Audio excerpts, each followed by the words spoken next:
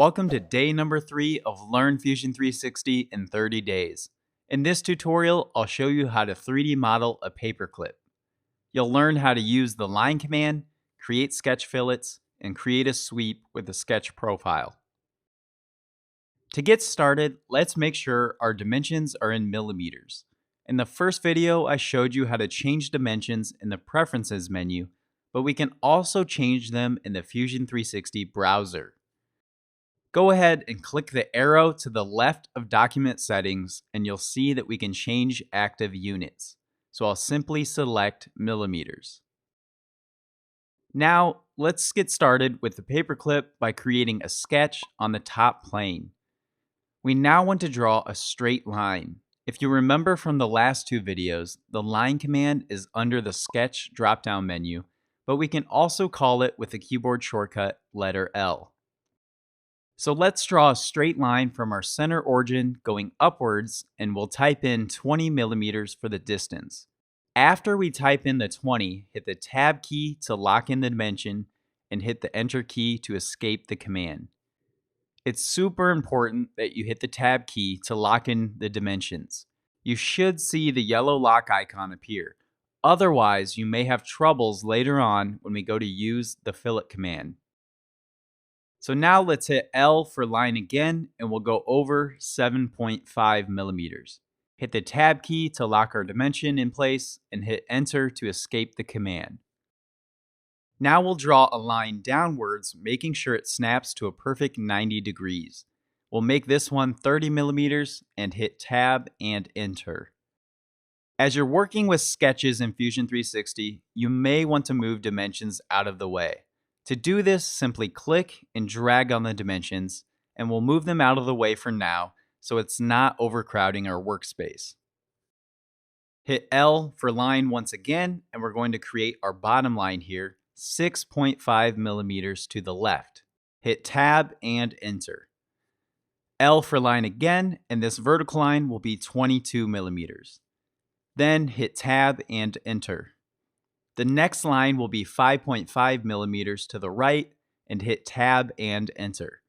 And our last line will draw down to the red line, where it should snap into place for us.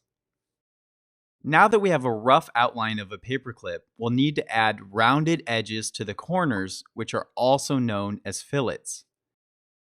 One thing to note is that the keyboard shortcut letter F calls the fillet modify command, but that is only for three-dimensional objects. It doesn't call the fillet sketch command.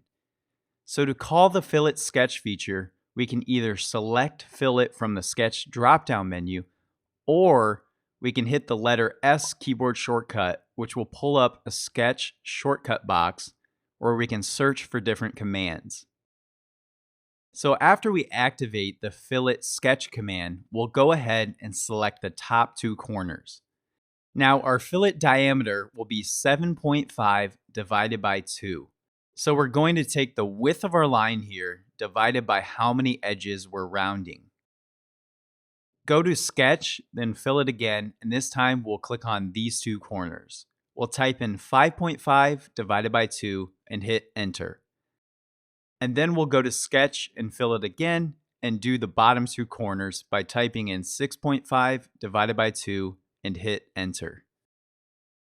Now we'll go ahead and stop our sketch, zoom in a bit to make sure that the paperclip shape looks right, and we'll go back into the home view.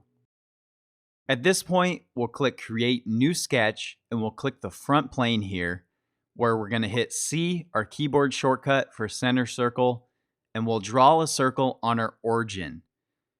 Now we'll make this circle a diameter of 1 millimeter, and hit Tab and Enter. Now we'll stop the sketch once again and go back to our home view. At this point, we'll need to select the Sweep feature in Fusion 360, which is located under the Create drop-down menu.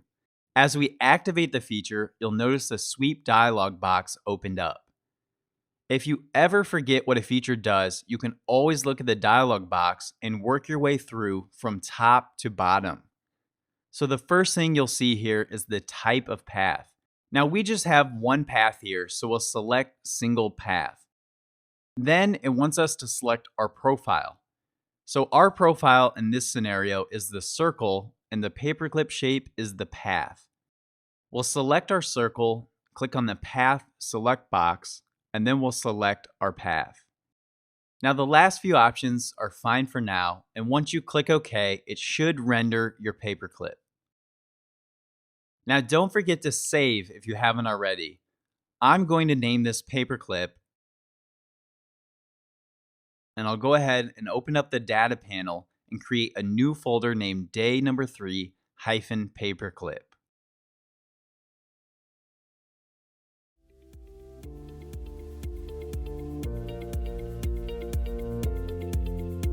Thanks for watching, and I'll see you in the next lesson where I'll show you how to 3D model a whiskey bottle using the loft feature.